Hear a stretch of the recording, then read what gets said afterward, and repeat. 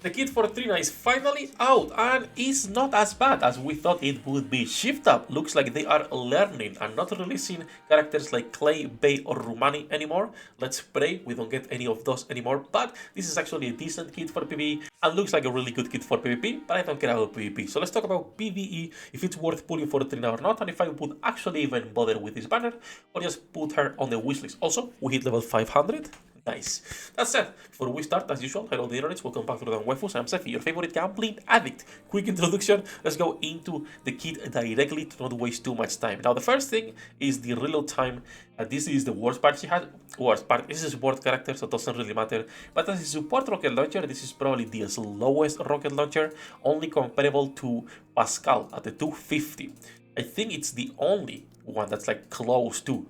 Yeah, so she has a really bad reload time. Rapunzel is the only one coming close at the 230. But Rapunzel usage is just literally healing, nothing else, right? So, when it comes to the reload speed, you want to be going with the resilience always. There is almost like no situation where you want to go Bastion just because how slow she's going to be at 2.52. We don't care about her base damage because it doesn't really matter.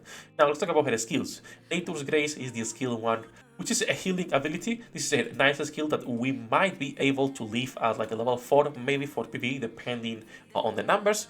But basically, at the end of the burst, she's going to be recovering 4% of the caster's final max HP every second for 5 seconds. Now, if you've seen Blank's healing capabilities, that's basically it, okay?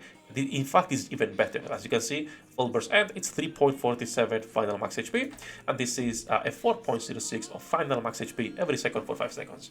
And then also, when you attack with full charge, so you leave her on auto, she will be recovering the HP of 2 ally units with the lowest HP percentage by 2% if they're lower than 30%, or by 1% if they are lower than 50%. A decent skill, honestly, it's a pretty good skill when it comes to sustaining your team. As a B2, we need that because our B1s are usually the ones buffing and providing CDR, so this is always welcome. Now, again, we might be able to leave this at a lower level depending on the breakpoints, but we'll see tomorrow. Skill 2 is one of the skills you can probably ignore if you don't get out of PvP or if you don't have a Scarlet. Okay, in fact, if you don't have a Scarlet, the name of the skill is Peaceful Tree, but if you don't have a Scarlet, like I was saying, you can completely ignore this skill, okay? Like you can wait at level 1 and you're good. Because this is only for electric code allies with rifles. First, when you start the battle, so when the battle starts, you will be getting a max HP of 44%, almost 45%, without restoring HP.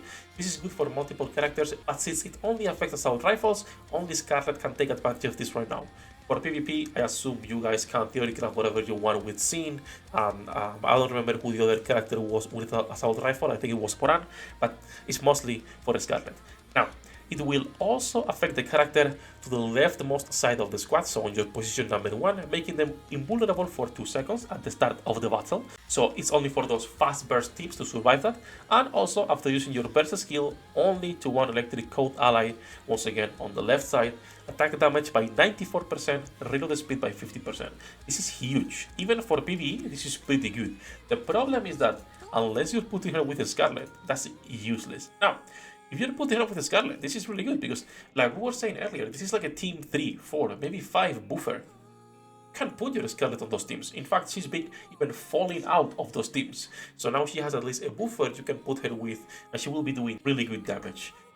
If you don't have a Scarlet, you can leave this skill at level 1 and never touch it. Again, for PvE. I'm not gonna be talking about PvP because I don't understand PvP and I don't want to give advice on that. And then lastly, we have her burst skill, which is 20 seconds actually. Affect all allies, max HP increased by 20% without restoring HP, and attack damage increased 20%.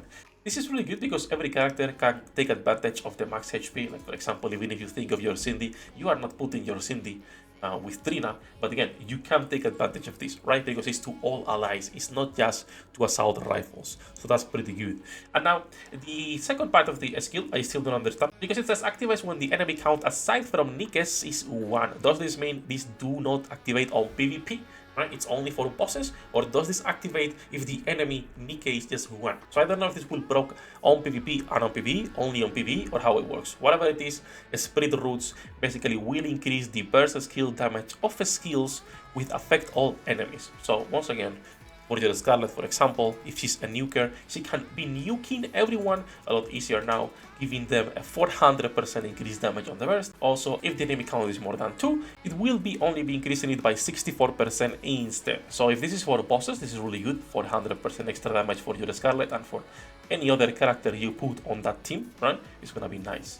And then lastly, to all electrical allies with assault rifles only, hit rate increased by 45%, which helps assault rifles a lot, and max ammunition capacity increased 20 rounds for 10 seconds, which once again, for characters like Scarlet, is a lot of extra damage. So this is good for Scarlet if you have her build, if you have still not replaced her on your team or reset her skills recently. This is a character you can pull for, but I don't think it's worth pulling unless you have a Scarlet. If you don't have a Scarlet, this is a character you can completely skip. Like, there is no reason to be going for a unit that's gonna be buffing right now Scarlet, right? Now, again, I'm not talking about PvE. I'm not gonna be talking PvP because I don't know about that. But when it comes to PvE specifically, you don't have a Scarlet, not worth pulling. Now, if you have a Scarlet, I would consider skipping altogether the banner as well and just put it into the wishlist unless, once again, you are a collector. If you're a collector, don't even ask the question. Pull for the characters. If you're not a collector, you're free to play, you are low on resources after the recent collaboration with Evangelion, which I don't know where the girls are, then I will say just you can skip. There is no reason to be pulling as of right now if you are low on resources, considering how many good banners and limiteds we usually get. 2.5, it's around the corner, etc, etc, etc. So I will say 1 copy for collectors. If not, you can completely skip this character. If you would like PvP, let me know in the comments if she's a character worth pulling or not. Once again, for me, it's not a deciding factor. I will try to go for 1 copy, however, because I really like how she looks. Good fit, good fan service, decent buffer, a 20% attack damage is not bad, and the max HP as well can be used as a support once again on your team's 4-5s for general content, and for electric teams can be used as support with your Scarlet if you have her and you don't have reset her yet. A lot of people already did reset her skills. I've been keeping mine at 10 on 10 because she's waifu. I was thinking on resetting her recently. I made a list here of characters that I could be resetting, and Scarlet was in here. But then I was like, okay, if we get in a buffer, I might keep her, and I might just reset Laplace instead, because I don't care about Laplace. I don't think I've used her even with the treasure that often, to be fair. So we'll see what we do. That's it, that's gonna be for this video. Just a short one going over our early impressions on Trina's kit. Her burst animation is looking pretty nice. Not enough to be going for an MLB. I'm sorry, I barely go for MLBs nowadays. I think the most I think going is like an LB1 if I get lucky and I get 2 copies. But that's it. If I stop going for MLBs, I might change my opinion if we get something that I like really like, for example for Summer, or for the 2.5 Annie, or even for the not Evangelion, fuck Evangelion, for the Stellar Reed collaboration. For that one, maybe we get like an Eve or a Tachi MLB, right? That's it. That's gonna be for this video. As usual, love you all bosses. We're streaming every single day, links in the description. Have a good day. Good luck with your pool, the internet. See you in the next one. 役立たずは楽園から追放するのみ。ブランとノワールのショータイムです。天地万物を切るとはこういうことだ。